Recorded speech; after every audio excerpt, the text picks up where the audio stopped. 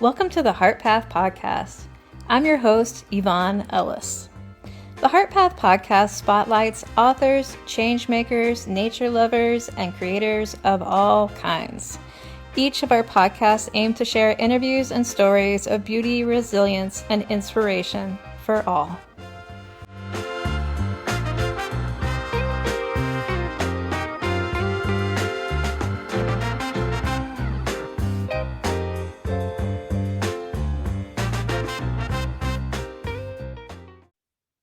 Thank you so much, Drew. It's a pleasure to have you here. And I'd love to start with birds. What birds have you seen lately? Thank you for having me, Yvonne. It's good to be here with you, wherever you are. Bird-wise, we're in migration. So things are sort of in flux. There are all the homebodies that are still hanging around, thankfully, mostly. But then I'm beginning to see birds like palm warblers and a Swainson's thrush or two. And then yesterday heard my first white-throated sparrow of the season. So, that just gives me a great deal of joy that these birds from faraway places are coming here to spend time with me and the home birds, so to speak. It's funny because this migration season's been sort of funky. I didn't see my first Swainson's thrush until just a few days ago. Oh. And I've seen so few migratory birds, which, hopefully there are lots of birds flying over, but I know it also means that things just aren't going well with bird populations. Oh. So you mentioned joy, and I have noticed that you've had a theme of joy is the justice of ourselves. Mm-hmm. So what do you mean by that, and what prompted this? Well, I think part of it, Yvonne, a lot of it is sort of this idea of self-determination. I'm big on self-determination, and I was raised that way. My parents raised me that way, but also just societally, I've really come to a point, and I think I've been this way for a long time, that I want to do as much as I can for myself, especially to not give others the power of jerking the proverbial rug from under my feet. Mm. And so as people defund and destroy, we need to have our own power. Mm-hmm. And my grandmother used to sing an old spiritual that was, this joy I have, the world didn't give it, the world can't take it away. Mm-hmm. And so in a conversation, actually back during COVID, remember that? Seems like a long time ago, right? Those days of COVID, I was in a conversation with Krista Tippett from On Being. And she asked me the question of how I was coping, not just with COVID, but with all of the unrest because of police violence and the like. And so, just sort of off the cuff, I thought about the ancestors. I thought about my grandmother. I thought about people who have been through much worse than me. How did they survive? How did my enslaved ancestors survive? It was by wit and wisdom, but also them finding somehow in the midst of all their struggles, joy to be alive enough to stay alive for the next day. And so, joy to me, Yvonne, is not just about being happy and smiling. It's really about, as I mentioned, those birds, about finding something to be excited about. Mm-hmm. A friend of mine, a former student, Keenan Adams, we were having a conversation yesterday, and he asked a great question. He said, "What excites you these days?" And my first thought was these new birds, that they've made it somehow another season through all of the things that can happen in nature with predators and disease and weather, all the things that can happen, and then the things that human beings do, that these birds, some of these birds probably that were here last year, have found their way back here. That makes me smile outwardly about it, but it makes me smile deep within. And that to me is what joy is, this smile that can't be wiped off your face. It's this feeling of buoyancy down in your soul that lifts you up when otherwise the world would press you down. Mm-hmm. And wildness does that for me. So I saw that you were recently in Yosemite. Can we talk a Mm. little bit about what you were up to there? Oh, yeah. Chrissy Clute and I have this program called Writing the Wild. And Writing the Wild is really about building kinship and community through writing primarily, but also through other creative efforts. And so we meet with our cohort that we call Wildlings. We've been meeting online, and we had an invitation to the Poetry Festival, this wonderful poetry festival that's been going on for quite a while in Yosemite. So Writing the Wild had a day of the Poetry Festival, and Chrissy and I were able to teach a workshop. We were there in a way that allowed us to take what we do online and see it for real. Yeah. So in doing that, it allowed us to sort of manifest in a very special way what Writing the Wild is all about. And it's been more successful than I think either one of us could have ever dreamed. I mean, we've had several of these outings. I've had one locally. We had a pretty big one at the Leopold Shack at the Leopold Foundation in Baraboo. Earlier this year, Chrissy was at AWP in Los Angeles, and then we had Yosemite. And so it was my first time in Yosemite. Woo. And I tell you, I had a hard time getting there from Reno because I kept wanting to stop on, what is that, 395, I guess, on the Yeah. highway on the way down there. It was just so beautiful. I've always had this affinity for the West and those open landscapes. I was only there for 4 days, maybe. And I want to spend more time there. But we had a chance to share, and with other poets, to share in ways that Writing the Wild tries to bring folks together. So finding commonality through words, love for wildness, hopefully a love for humanity and our relationship with nature. Thank you for bringing that up. That was beyond special to have a chance to be out there and to spend that time with such a special group of people. That's so cool. What was your favorite part about that trip? Well, the trip from Reno, I think, is supposed to be like 2.5 hours. It took me almost 6 hours to get there. I love wandering. I love taking my time and being able to stop. And you can't do that on an airplane. But if you are moving yourself across a landscape, you have a chance. And so I got to stop, right? I got to stop and hug a tree. There was this raven perched, and I love ravens. This raven was perched on this old ranch outbuilding, and it was falling apart, but this raven's just on the peak of it. And it just caught me. And so I passed it, and I wanted to turn around and go see it, but the only turnaround was like 10 miles. Oh, no.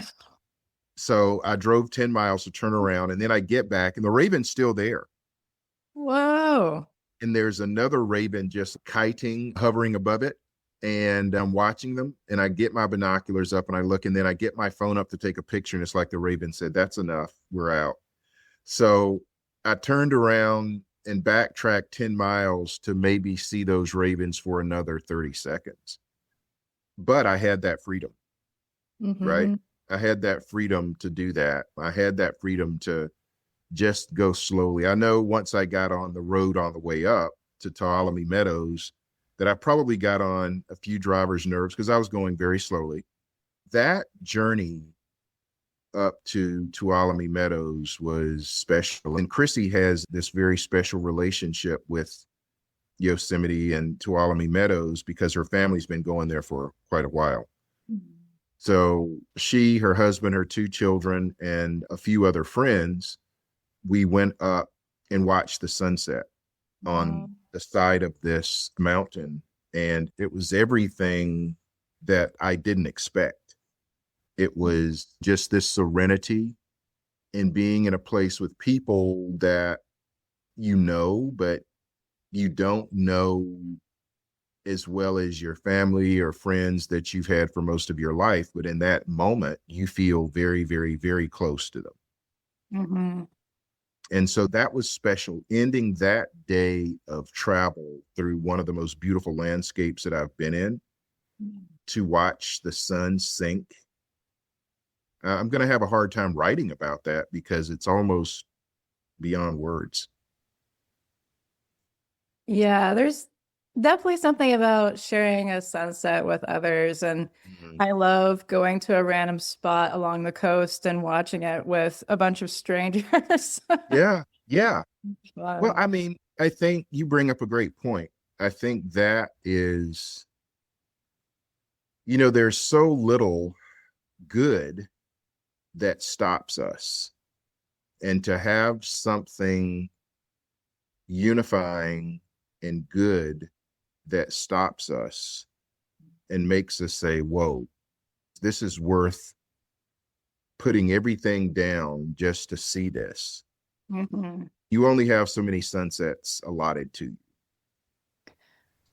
That's true. And, I felt in that moment as that sun was sinking, it's one of those sunsets I will always remember. And I think for those who might listen to our conversation, that's a great exercise, kind of a prompt.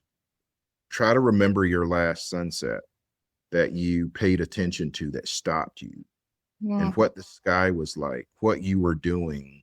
Maybe you were in mid conversation and you couldn't find words, or maybe you were driving and had to find a spot to pull off. If you can't remember a sunset or a sunrise, you're living too fast. I love that. I agree completely. We're kindred spirits in that way. Yes, I agree. Can we talk to Denali? Oh my God. Yes. As I'm writing this new portion of the home place, I've been thinking a lot about what home is. And as I'm writing, I'm thinking about my home place and what's happened to it with my parents' house falling in on itself, my grandmother's house somehow still standing, even though it's 100 years older almost than their house. But then I started thinking about how I find homes in places either that I've never been or places without walls.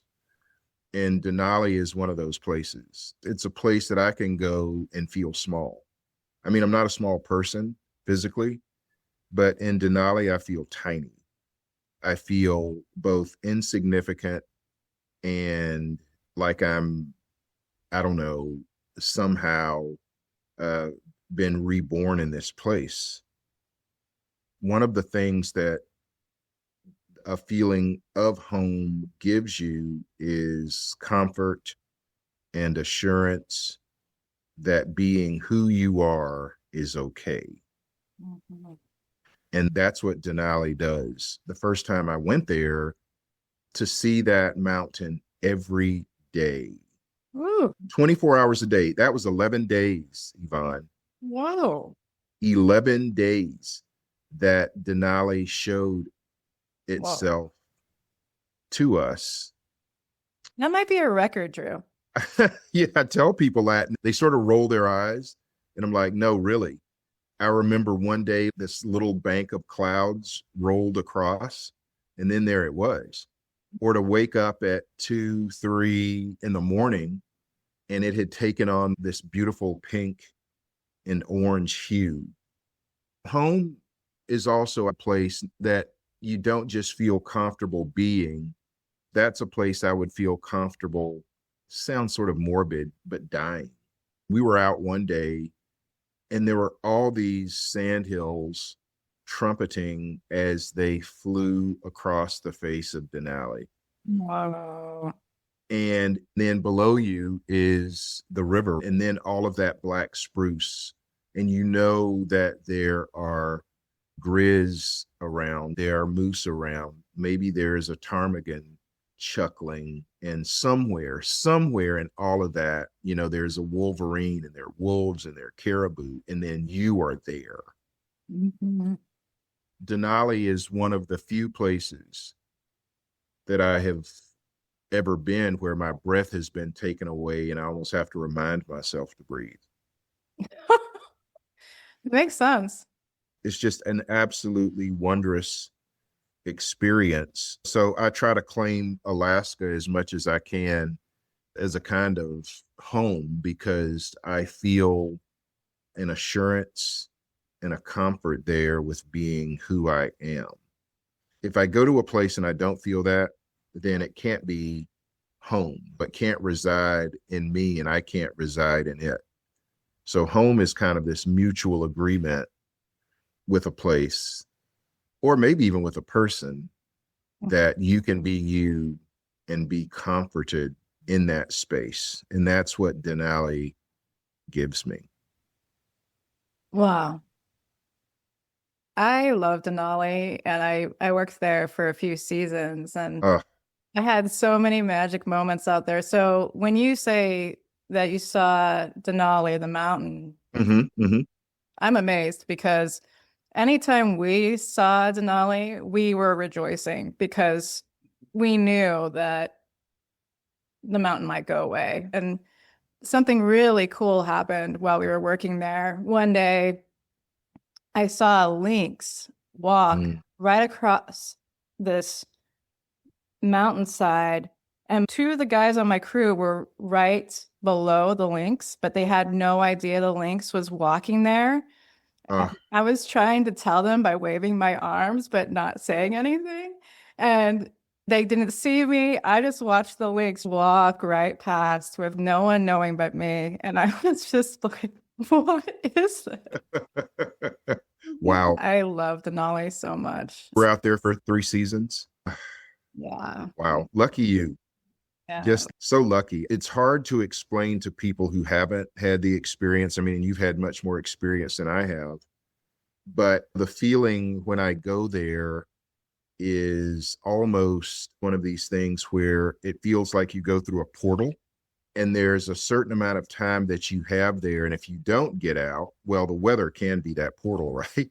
The weather can say, oh, you're not flying out today or in a week, but it felt okay. And so I think that is one of the ways to think about home is it's a place that can in some ways trap you into this space of just forgetting everything else. And Denali does that.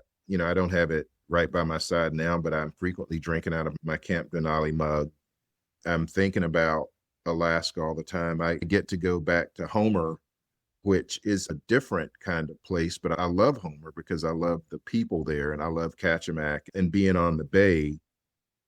It was the first place that I got to bask in glacier glow up in Homer. But the birds tie everything together for me because whether it's Homer and seeing 500,000 Western sandpipers there that I may have just seen a few weeks before down here in South Carolina, those Western sandpipers tie me to Homer, or being in Denali and having orange-crowned warblers everywhere and having white-crowned sparrows singing all over the place and hearing Swainson's thrushes and gray-cheeked thrushes and varied thrushes. We don't get varied thrushes here, obviously, but these other birds that I get in wintertime that are so quiet and so different, seeing them in other parts of their lives helps complete who those birds are for me. And then I can appreciate them in a very different way other than just thinking of them as winter birds. It took me a minute, I remember, to track down my first orange crowned singing because I'd never heard an orange crown sing. And I was like, what is that? And it was in the top of a spruce and it would never fully show itself. And then finally, I connected an orange crowned warbler that I was seeing and tracked it to that tree. But the special thing that happened to me, Yvonne, well, two things. One was I came back into my cabin one day and I was trying to take a nap, but I heard something rustling in my little heater. And I'm like, oh man, a chipmunk or a red squirrel maybe has gotten in here. I didn't know what it was. And I'm thinking, okay, if I open this thing, how am I going to get whatever's in there out of here? All kinds of things ran through my mind. I was like, it could be an ermine, it could be anything. Well, I opened the front door and then I opened the heater door and out flies a violet green swallow. And I saw it a little later at perch. It had a little smudge on its breast. So that was the first magic thing. And it was a little bit for countercultural because my grandmother always taught me that a bird in the house meant death. And so then I began to think, well, how's it going to happen? Am I going to get stomped by a moose? Am I going to fall off? I, but I was okay with it. Then there was this moment that same day. I was again trying to lie down and take a nap, and I heard the unmistakable sound of a bird hitting my window. And I'm like, oh man. I opened the door expecting to find a dead bird, and lying there is this orange crowned warbler. I picked it up and it was limp, and I'm apologizing to it, and I'm next to tears. But then this bird stirs in my hand. Oh, It stirred in my hand, and then its little eye blinked. And then it eventually sat up and just sort of rested there. Then it hopped up to perch on one of my fingers, preened, and then it flew away. wow. And that's not the end of the story. I get back to South Carolina and I'm in my writing shack a couple of months later, deep into first months of winter, and there's something pecking at my window. I'm thinking it's like the usual chickadee because they'll do it. Sometimes I've had pine warblers to do it, titmice do it. And I look out there and there's this drab bird and I'm like, you're the pine warbler, which I see. But then I looked at this bird more closely when it was on the suet and it had yellow undertail coverts. It was an orange crown. I had never had orange crowns at my suet. And I had this orange crown at this suet feeder all winter. And it would peck on my window. Oh, I have this thing in front of my window so birds can't fly into it. But, you know, the poet in me, and I guess the mystic, said, this is the same orange crown that you held in your hand. I can't prove it. And the statistics would tell me that I would probably be better off playing a lotto Powerball ticket than to have the same warbler that was in my hand in Denali find me in South Carolina. But that's how I took it, that the spirit, at least of that bird, had found me. That's the magic of Denali. Here on this new farm that we've only been on for 3 years, I'm sitting one day and sure enough, I hear cranes. We get a few cranes here, mostly flyovers, but yeah, and I look up and barely visible are half a dozen sandhills kettling. And so I can't help but connect those birds. Many of the birds that I see, you know, the Swainson's thrush or the gray-cheeked or anything that comes through here that has a range that it shares with Denali, it instantly brings every moment of Denali to mind. And so I cannot imagine what stories you have. The lynx story, oh God, you know, I've always wanted to see a lynx and I know they're out there, but I've never seen one. And so when we weren't out in the field, I would just spend time glassing the hillsides to see what was moving. I would catch a moose, one time a bear, but I was okay with not seeing. Part of the magic of a place like Denali is just the idea that you are in a place with so many possibilities. yeah, definitely. And When I saw the lynx, they were in the front country Oh, on wow. Average, and also at the entrance of the park one day I saw one. Maybe they're around the snowshoe hare habitat area. Oh, yeah, yeah, yeah, Okay. yeah. Yeah. But most of the time you spend time in the backcountry there, right? Am I Hmm, mistaken? yeah. Yeah, the first time I went in the front country was actually this past year. I was driving up the main road, and the sunrise was otherworldly. I had the road to myself. So I kept stopping to witness it from this curve and that curve. And then there was just this enormous bull moose that was bedded down very close to the road. I started glassing because I'd seen a couple of moose before that. And there was another bull that was sort of posturing out there. And this moose never moved. It was probably exhausted from the rut Mhm. and maybe even injured. I don't know because it never really got up. And so I took lots of pictures, but I was also thinking, what's this moose's story? Mhm. What's this bull's story? And every bear that I've seen, I'm thinking, what's this bear's story? These twin cubs, what's their story?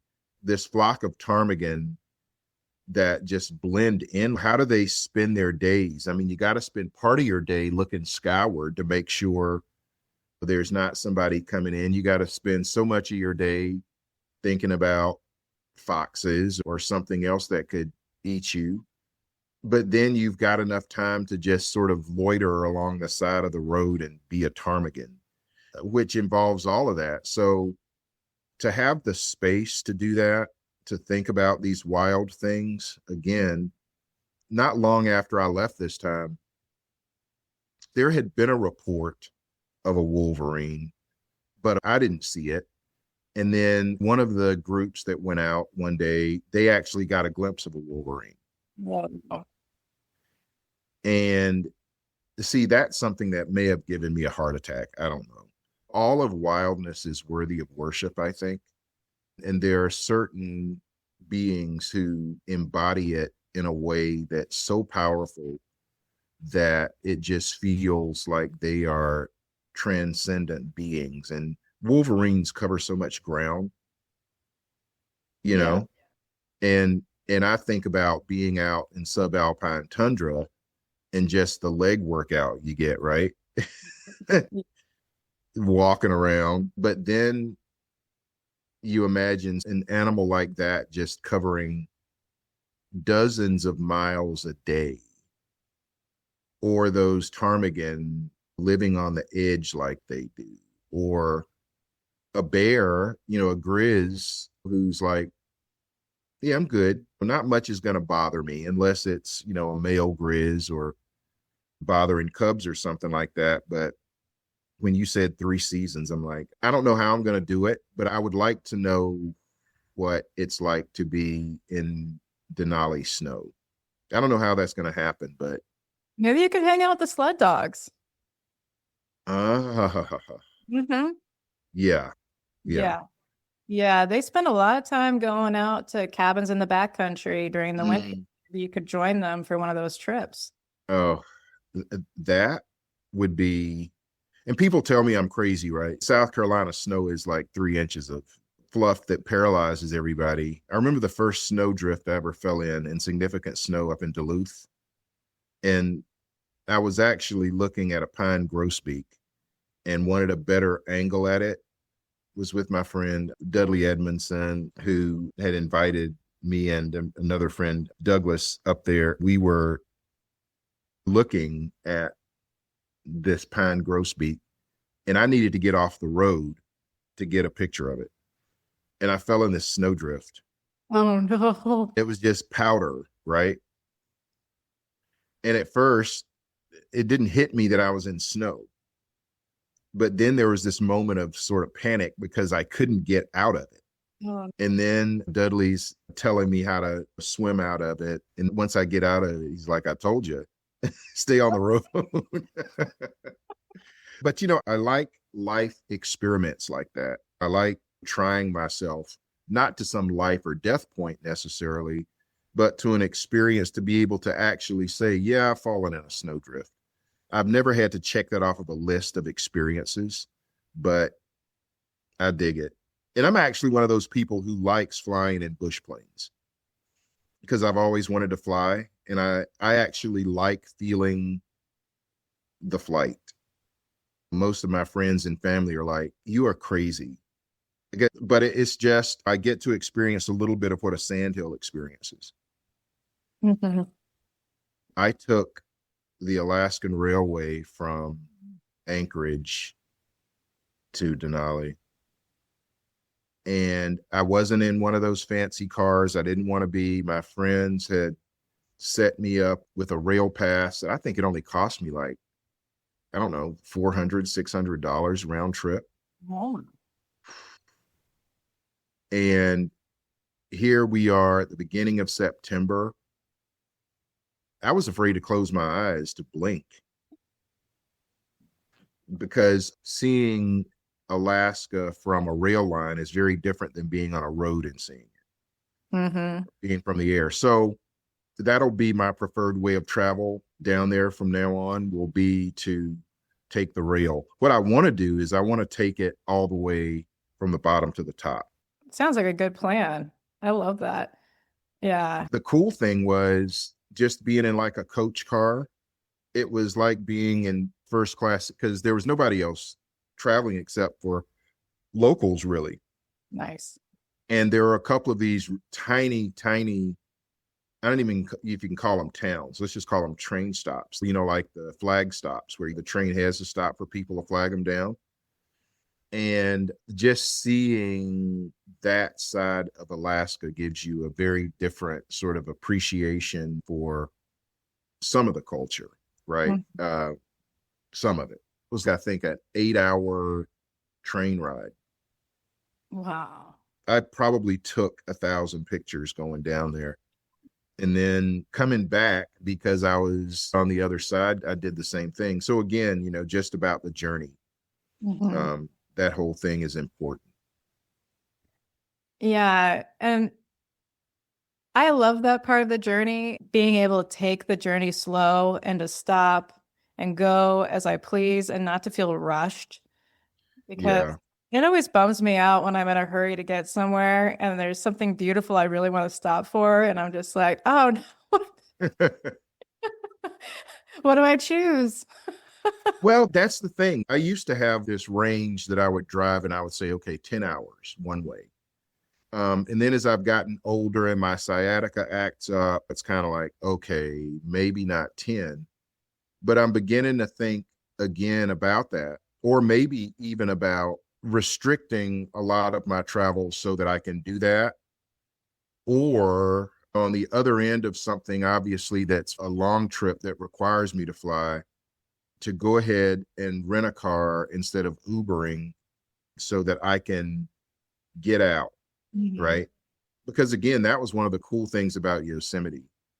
There were shuttles that could have gotten me there and this and that and the third, but that drive up, and I'd been to Tahoe before, but I also love the pastoral. I had no idea that California had that much cattle ranching. Yeah. And so there were these beautiful sites of this rangeland that would occasionally run into what I'm assuming is prairie, but even out of, I guess it was Carson City, there was this ironworks of a hawk or some raptor on this bridge. And I was going so fast, I was like, I need to go back and see that. But then there's this next thing that distracted me. Let me tell you that I even got there in 5 hours is kind of incredible because I just kept stopping. And that's who I am. I travel mostly alone. It's one of these things where I don't have to worry about whether or not the other person is comfortable and I can stop a zillion times. Perfect. Yes. Take your own time. I love, Yes, yes. yeah. Before we go, I want to talk a little bit about your writing. Sure. Last couple of months have been better for writing. I've had deadlines that have come up, and deadlines kind of help. For me, somebody who doesn't tend to like deadlines, and I don't like boundaries around my work, it sort of forced me back to my laptop. Well, I mostly write on my phone to get at this essay that I'm doing for the Orion cryptid issue, these other essays that I'm doing about joy. And then I've currently under contract for 4 books. Wow. So, so there's no shortage of work. The big book that I'm working on is Range Maps, Birds, Blackness, and Loving Nature Between the Two. And that's 300 plus pages. So I've sent that draft off to the editor. So that's a little bit of rest, but then I'm constantly checking my email to see what they think of it. I am working on a book of poetry right now. It would be my 3rd book of poetry, and it's called Somewhere a Wild Negro Lurks. That title comes from the bills that used to be posted for escaped enslaved. Oh. And those escaped enslaved would often seek wilderness for safety. Mhm. I seek wilderness for safety. And sometimes as I feel shackled by society, that's where I need to be. So it's a book of poetry that's in honor of my ancestors, but also describing my life. I've got a children's book through Enchanted Lion that is with the illustrator now. Chrissy and I just signed a contract with Mountaineer Press for a book Ooh. about writing the wild, and hopefully that will give people prompts and energy to get out and experience nature and create in nature. So yeah, Yvonne, it's been a good time to write, and I'm writing poetry every day. Poetry is the way that I journal, because I think poetry is just the rawest form of writing. I'm not immediately trying to find the perfect word. I'm just writing down what I feel. And then maybe later it gets edited into something better from a literary standpoint. But every day I'm writing something. So right now I've been thinking about cotton, because people are beginning to plant cotton here again in these small fields for some reason, and I can't figure out why. So I'm thinking about cotton fields. But then that takes me historically to my ancestors picking cotton. So suddenly a 5-acre field of cotton becomes 400 years. So that's what I've been working on. Wow, you've been a busy man. Love Yeah, well, my grandmother Mamatha used to say, idle hands are the devil's workshop. So, living on a farm, you always got your hands in something. We got these 2 new puppies, the Pepitas, I called them, that I found in the middle of the road in June in one of my birding patches. And they were just 2 little handfuls of scabby puppies that are now these wonderful little dogs. So, yeah, I've got my hands full with a lot, but I'm thankful to be busy and to be writing. And I'm still a college professor. So, come spring semester, I'll start teaching again. Perfect. Sounds good. Do you by chance have a short poem around nearby that you wouldn't mind sharing? Yeah, sure. Let me see here. Let's see. Fish crow at 6:58 a.m. awakens cardinal's first drowsy lisps chips, which dominoes the Carolina wrens into louder than should be tea kettling song. At 7, a waning half moon slides overhead, and I wait. So, that's what I call a 2-minute poem, where I was just outside with the puppies and they were still drowsy enough to kind of let the world wake up. But the Cardinals' first lisp chips, the crow and the Carolina wren started the day with me. So that's more or less a journal entry for that day. Thank Yeah. you for sharing that. I know I put you on the spot there, so Oh, that's all good. Thank you for asking. yeah, of course. Thank you for taking this time with me today. It was so nice to talk with you, Drew, and be here with you today. Same, Yvonne. Thank you for asking, and I look forward to more conversations.